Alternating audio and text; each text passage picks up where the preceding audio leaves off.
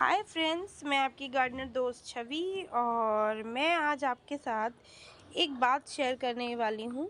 मैं यहाँ पर गार्डनिंग करती हूँ और मैं लोकली कुछ चीज़ों को नोटिस की हूँ कि ये विंटर गार्डन में ये गुलाब के प्लांट्स हैं और गुलदाउदी के प्लांट्स हैं और डहलिया के प्लांट्स हैं।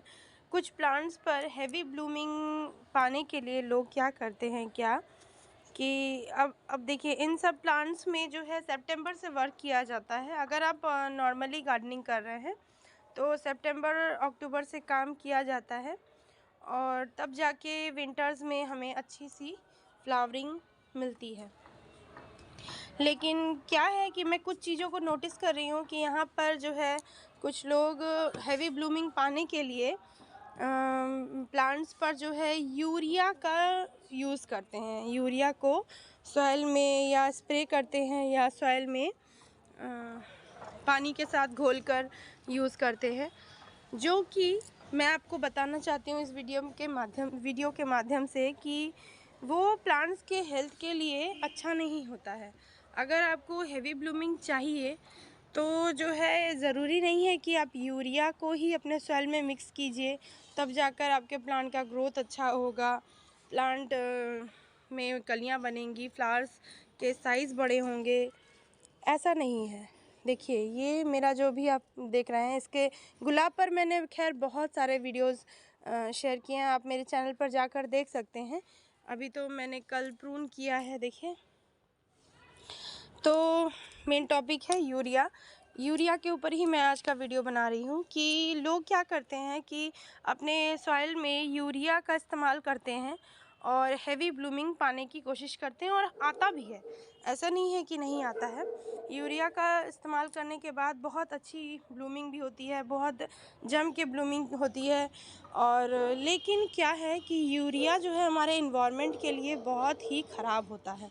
यूरिया का अगर आप गूगल पे भी सर्च करो तो आपको पता चलेगा कि यूरिया के इस्तेमाल से हमारे प्लांट्स में जो मिट्टी होती है उसकी क्वालिटी बिल्कुल ख़राब हो जाती है, उसकी गुणवत्ता ख़राब हो जाती है। उसमें जो है सिर्फ एक केमिकल के ज़ोर शोर से ही जो भी फ्लावरिंग होते हैं, और उसके बाद आप देखेंगे कि प्लांट्स जब सीज़न आएगा, जब गर्मी बहुत ज़्यादा पड़ेगी, तब जो है मैंने प्लांट्स एकदम सूखने लगते हैं, अच्छे नहीं रहते हैं, उन लोग की पत्तियां भी एकदम ड्राई हो जाती हैं। और प्लांट को आप खुद, जब आप प्लांट के साथ रहने लगते हो ना, तो प्लांट को देखकर आपको खुद समझ में आएगा कि प्लांट की ग्रोथ कैसी है। देखिए फ्रेंड्स, प्लांट ऐसा नहीं है कि अगर हमें हरा भरा खूबसूरत गार्डन चाहिए तो हमें बहुत ज़्यादा हाई पावर के केमिकल्स की ज़रूरत हो। हम ऑर्गेनिक तरीके से भी अपने गार्डन को खूबसूरत और हरा भरा बना सकते हैं। और जो है, आप अपनी मिट्टी को जितना ऑर्गेनिक चीज़ों से आप उपजाऊ और अच्छा बना सकते हैं ना, उतना आप केमिकल वगैरह से नहीं बना सकते हैं। हाँ, अगर रोज़ेज़ वगैरह की बात की जाए तो थोड़ा बहुत डीएपी का इस्तेमाल कर सकते हैं, थोड़ा बहुत पोटास का इस्तेमाल कर सकते हैं। लेकिन माने यूरिया एक बहुत ही ख़राब चीज़ होता है मिट्टी के लिए। अगर यूरिया का इस्तेमाल आप अपने मिट्टी में करेंगे तो मिट्टी की जो एक मिट्टी में जो नॉर्मल ऑर्गेनिक, और अगर आप मान लीजिए ऑर्गेनिक चीज़ें यूज़ इस्तेमाल कर भी रहे हैं और उसमें आप यूरिया इस्तेमाल कर दिए, तो आप समझ लीजिए कि आप प्लांट में जितना आप ऑर्गेनिक चीज़ देकर प्लांट को माने लॉन्ग लाइफ बनाते हैं, उतना ही एक बार के यूरिया के इस्तेमाल से आप उतना ही प्लांट को पीछे लेके चले जाते हैं।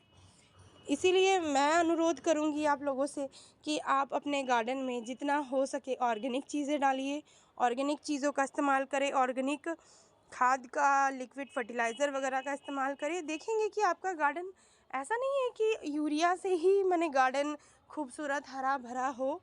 आप ऑर्गेनिक चीज़ों से भी अपने गार्डन को बहुत खूबसूरत बना सकते हैं। मैं तो हमेशा ही ऑर्गेनिक चीज़ें यूज़ करती हूँ, बहुत कम डीएपी, पोटास के लिए तो मैं बनाना पील का जो लिक्विड बनता है उसको इस्तेमाल करती हूँ। ड्राई करके भी, बनाना पील का भी इस्तेमाल करती हूँ।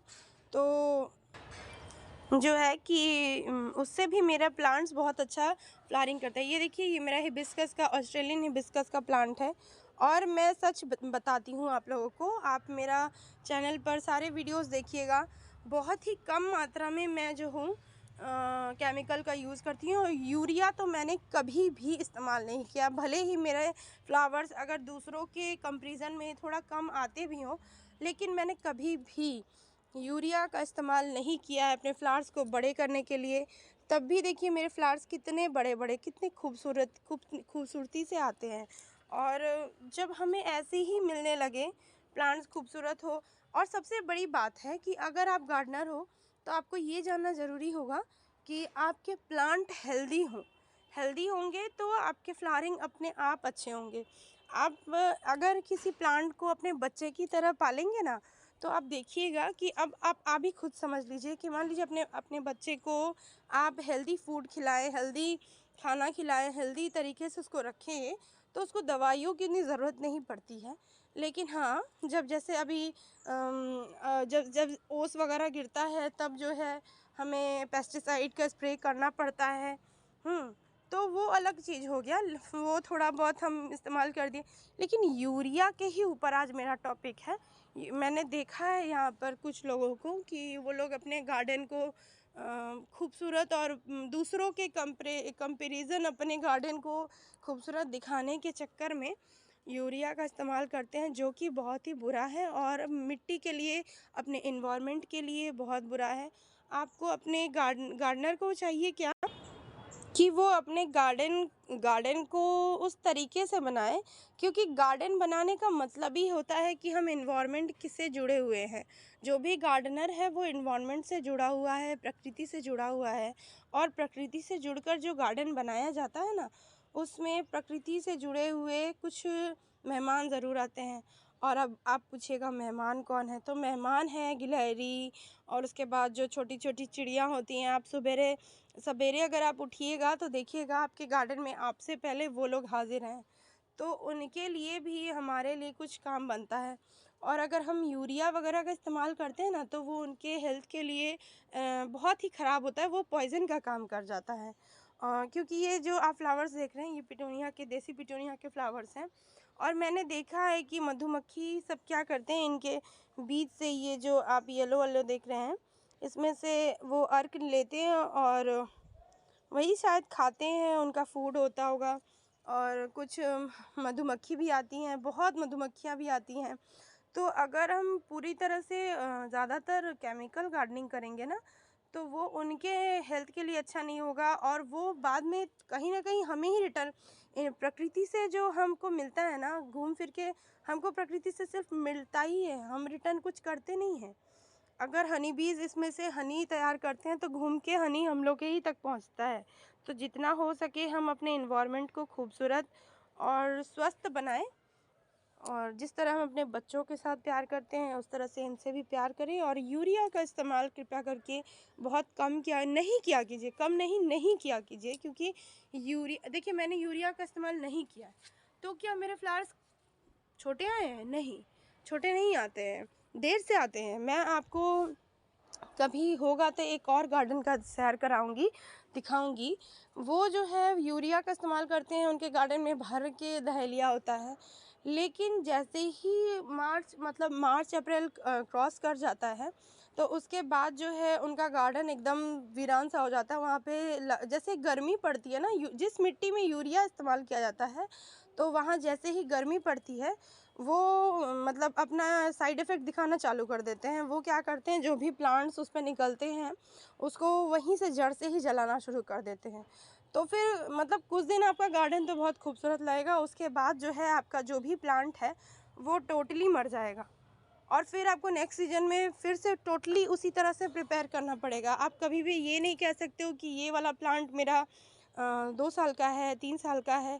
नहीं, पॉसिबल ही नहीं है, क्योंकि वो जो है वो आपका उसी साल वहीं पर स्टॉप हो जाएगा। जितना खिलाना है खिला लेगा, जितना खूबसूरती दिखाना है दिखा लेगा, और उसके बाद वहीं पर स्टॉप हो जाएगा। तो यही कारण है। जैसे देखिए, मैं ये इसके पहले वीडियो में दिखाई हूँ, ये वाला जो ये सारा प्लांट है, ये सब रोजेज़ है, और ये सारे पुराने प्लांट हैं, कम से कम 2-3 साल पुराने प्लांट हैं।